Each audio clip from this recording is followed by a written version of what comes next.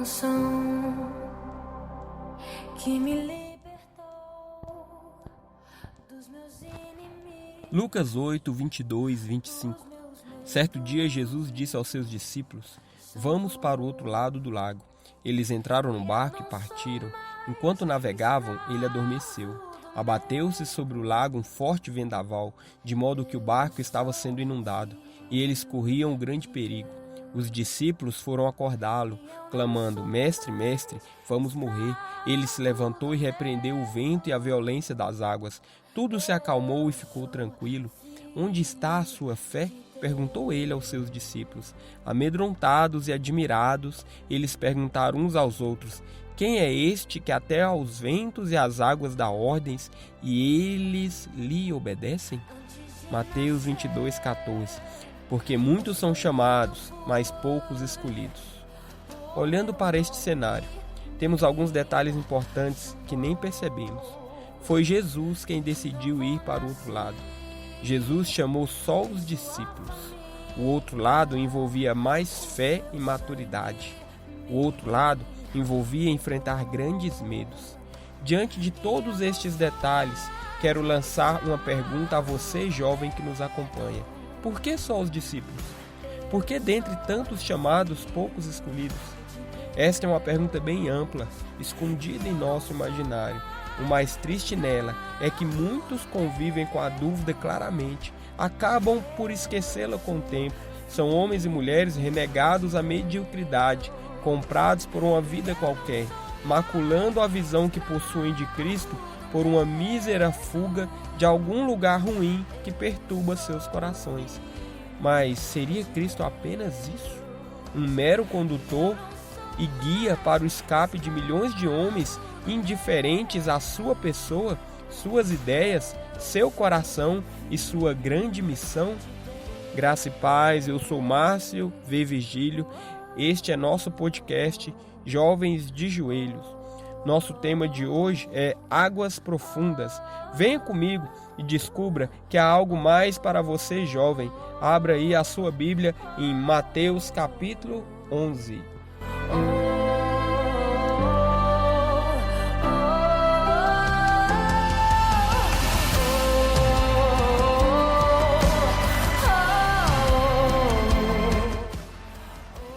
Mateus 11, versículo 28 a 30. Venham a mim e eu lhes darei descanso. Todos vocês que trabalham tanto debaixo de um jugo pesado, levem o meu jugo, porque ele se ajusta perfeitamente. E deixe que eu lhes ensine, porque eu sou manso e humilde, e vocês acharão descanso para suas almas, pois só eu faço vocês carregarem cargas leves. Então, o tal jugo suave anunciado por Cristo trata-se de uma rota de fuga fantástica de algum ditador demoníaco que aparecerá ao final dos tempos, um homem mau que em qualquer momento possa nos matar? Então a esperança sobre o Mestre amado é apenas um apelo geográfico e momentâneo, uma solução para nossas desavenças quanto aos importunos dessa vida? Cristo então é a solução para o nosso pescoço, a solução para alcançarmos nossos sonhos mais egoístas, a solução para constituirmos nosso Éden particular e assim vivermos felizes para sempre. Mas para um construtor de tendas, Cristo era algo bem diferente. 2 Coríntios 11, versículo 5 em diante. São ministros de Cristo? Falo como fora de mim. Eu, ainda mais, em trabalhos, muito mais, em açoites, mais do que eles, em prisões, muito mais, em perigo de morte, muitas vezes. Recebi dos judeus 5 quarentenas e açoites, menos um. 3 vezes fui açoitado com varas. 1 vez fui apedrejado. 3 vezes sofri naufrágio. 1 noite e 1 dia passei no abismo. Em viagens, muitas vezes, em perigos de rios, em perigos de salteadores, em perigos dos da minha nação, em perigos, gentios em perigos na cidade, em perigos no deserto, em perigos no mar, em perigos entre os falsos irmãos, em trabalhos e fadiga, em vigílias muitas vezes, em fome e sede, em jejum muitas vezes, em frio e nudez. Além das coisas exteriores, me oprime cada dia o cuidado de todas as igrejas. Esse é um relato de Paulo em 2 Coríntios 11, versículos 5, versículos 19 e versículos 23 a 28. Aqui está um relato de alguém extremamente envolvido com Cristo. Alguém que deixou esta vida de autopreservação dos dias atuais para trás. Um evangelho tão diferente desse evangelho vago e cheio de gracejos que enchem nossas ruas e nossas igrejas. E o que isso tem a ver com oração? Onde isso se relaciona com intercessão?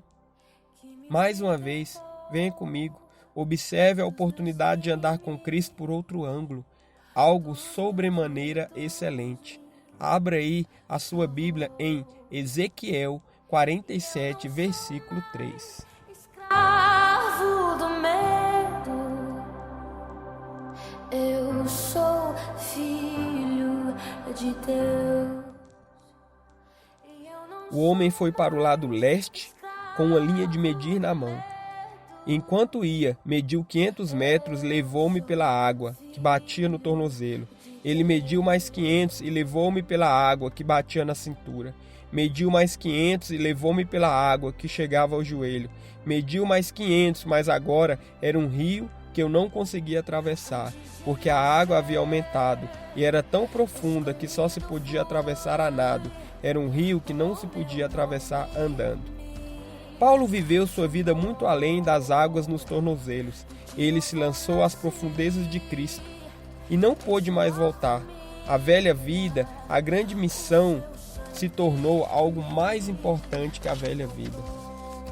Mais importante que uma caminhada com Cristo puramente interesseira. Paulo realmente descobriu em Cristo um Salvador. Mas Salvador de quê? Salvador do inferno? Não. Paulo viu em Cristo um Salvador de uma vida sem propósito, uma vida superficial, uma vida concentrada no corpo, uma vida equivocada e iludida quanto à possibilidade de merecer adentrar ao Éden por mérito próprio. E o que homens que enxergam fazem? Eles vivem o chamado e propósito de suas vidas com toda a intensidade. Não desperdiçam nenhuma gota de suas histórias em algo que não seja eterno. A intercessão é para homens assim, homens que enxergam em Cristo algo muito maior do que uma rota de fuga, enxergam em Cristo um mestre a ser seguido de perto. Aliás, um único mestre que detém as palavras de vida eterna. Diante de um discurso duro e profundo, muitos discípulos abandonaram a Cristo, mas já havia ali alguém que compreendeu quem ele era. João 6, versículo 67. Jesus perguntou aos 12: vocês também não querem ir? Simão Pedro lhe respondeu: Senhor, para quem iremos? Só tu tens as palavras de vida eterna. E você, jovem, com o chamado, qual a sua resposta? É tempo de águas mais profundas. É tempo de ver em Cristo um Salvador, alguém que pode conduzir você ao propósito específico para a sua vida. Eu te convido para juntos fazermos uma oração. Senhor, eu oro por cada jovem que escuta esse podcast, para que eles saiam da superficialidade e possam adentrar águas profundas do Senhor, para que eles possam parar de querer viver um evangelho concentrado neles, para viver um evangelho onde o Senhor é o centro, onde o Senhor é o mais importante, onde o Senhor é aquele a ser honrado e buscado. Em nome de Jesus, desperta nesse tempo jovens para buscar a Tua presença intensamente. É a nossa oração. Amém. Que Deus te abençoe e que Deus te guarde. Esse é nosso podcast Jovens de Joelhos. Nosso alvo é despertar jovens para esse segredo que é a oração. Deus te abençoe e até a próxima. Amém.